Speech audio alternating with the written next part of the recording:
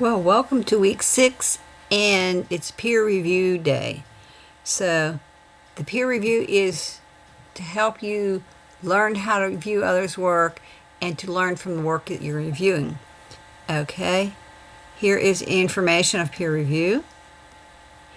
You're going to read this, and inside of it is a video on peer review commenting strategies. You're going to use the I statement. Okay. You're going to choose your partner.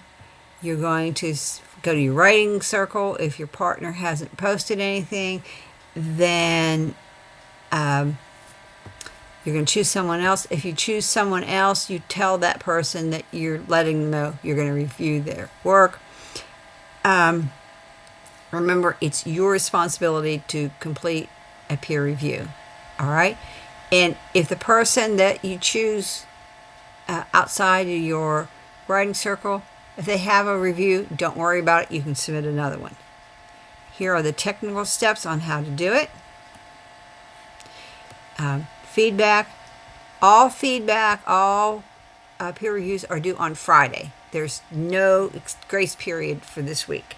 So all peer reviews are due on Friday. No formal Driscoll reflection. Where you normally do your Driscoll reflection, you provide additional comments to the person whose work you're reviewing. All right? And here's this. If you need an extension, there's an extension information in the syllabus. Okay?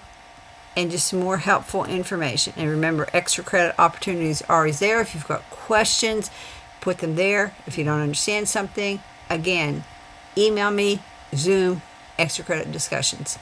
That's all. Bye.